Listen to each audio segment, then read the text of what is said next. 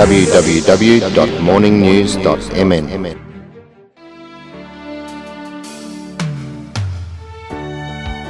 Эцэг эхийн хайр халамж амсаж амжилтгүй хүнд хөдөлмөрт нухлагдаж буй бяцхан өрс гэр бүлийнхээ санхүүгийн хүндрэлийг ярихын зэрэгцээ хүний хөгжил сангаас олгож буй 21 мянган төгрөгийг яагаад олгохоо болчихсон юм бэ?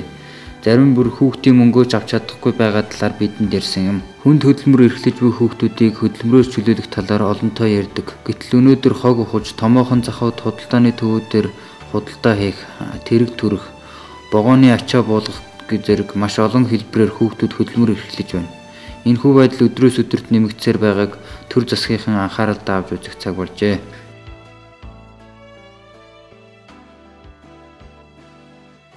Яг нийслэлийн хүүхэд гэрээлийн хөгжлийн газар энэ олон улсын хүүхдийн эрхийн өдрийг угтаад олон үе шат дарга хэмжээ зохион байгуулж байгаа. Бид нар ерөөсөө хүүхдүүдтэй нэг урлагийн тоглолт үзүүлээд юм уу те нэг гарын бэлгээр ингээд гар цайлгаад өнгөрөх биш юм байна.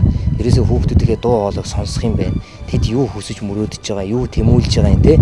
Тэр бүгдийг энэ бас нэг эрхийн өдрөөр бас сонсъё гэсэн зорилготойгоор энэ хараа хяналтгүй хүүхдүүд, халамж асрамжийн төвийн хүүхдүүд, хөдөлмөр эрхэлдэг хүүхдүүд, за энэ 20 ангид ял эдэлж байгаа хүүхдүүд, за мөн бас ял хойшилсан хүүхдүүд гэх те олон энэ зорилт бүлгийн хүүхдүүд уулзалт хийж байгаа. Тэрний нэг нь энэ хөдөлмөр эрхэлдэг хүүхдүүд, тэрэн дотроо энэ улаан жолоотын хогийн цэг дээр 2 дахь түүхийдийг түүж те амьдралаа залгуулж байгаа, ар гэрээ тийжээж байгаа тэр хүүхдүүдийг те энд бас нэг зорж ирж уулзж байгаа. Гол нь энэ хүүхдүүд бас юм байна л да. Хотын төв рүү аль нэг газар очиод уулзах гэхээр эдгээр чинь маш хүндрэлтэй те унаа уншнаас ахуулаад те цаг завын хувьд ч гэсэн эдгээр чинь маш харам цагдаа те ийшээ гараад ажиллах юм бол өдөрт хэдэн төгрөгийн орлого орлох уу, хотын төв рүү нэг яваад ирэх оронд хэдийн хэмжээний орлогоо алдах уу энэ төр гэл ийм асуудал байгаа учраас ерөөсөө хүүхдүүдийнхээ дэрэгднэрж энэ хамгийн гол нь энэ дэмжих төвд нь юу хэрэгтэй байгаа, хүүхдүүдийн төв дээрээ те хэрхэн яаж хөгжиж байгаа юм бэ гэдгийг бас энэ удирдлагууд ирж харах зорилгоор бидэнд бас ингэж энэ ажлыг зохион байгуулаач гэж тавьсны дагуу энийг хийсэн. Энэ нийслэлийн хүүхэд эрүүл хөгжлийн газар, нийслэлийн эрүүл мэндийн газар, нийслэлийн халамжийн үйлчилгээний газар, за хөдөлмөрийн газараас бас төлөөлөл ирсэн байгаа. Яагаад гэхээр бид нар ерөөсөө энэ хамтаар те хамтын энэ салбар хоорондын уялдааг хангаж энэ төв энэ хүүхдүүдийн нийгмийн асуудлыг шийдэх юм байна гэдэг дээр л ажиллаж байгаа. За хүүхдийг бол ерөөсөө л энд хөдөлмөрлүүлээд энд дэмжиж авах юм биш юм байна.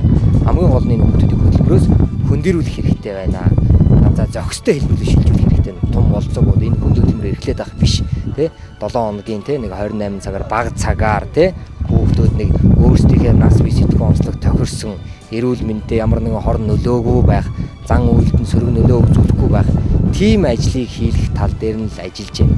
За одоо бол зүгээр хамгийн гол зохицуулт юу гэхээр энэ толгойд орон нутгийн хөгжлийн хөтөлбөрийн дэмжих төвийг төрийн байгууллагууд нь дэмжиж хамтраад үйлчлэгээ гэрээлээд за ажиллах тийм зохицуулт ярьж байна. Энэ сонгон найрхан дүүрэг дээр бол хүүхэд гэр бүл хөгжлийн төв байгуулагдсан. Үйл ажиллагаагаа явуулж байгаа. Энэ төв маань өнөөдөр энд бас нэлээд голлож ажиллах, цаашдын үйлчлэгээг нь гэрээлэх, илүү ойр ажиллах, тий нийслэлийн энэ бусад агентлаг манай хүүхэд гэр бүл хөгжлийн газар ихт бол бодлого эргэцэн талаас нь тий дэмжлэг үзүүлж ажиллах ийм зохицуулт хийгдээд ажиллаж байна да.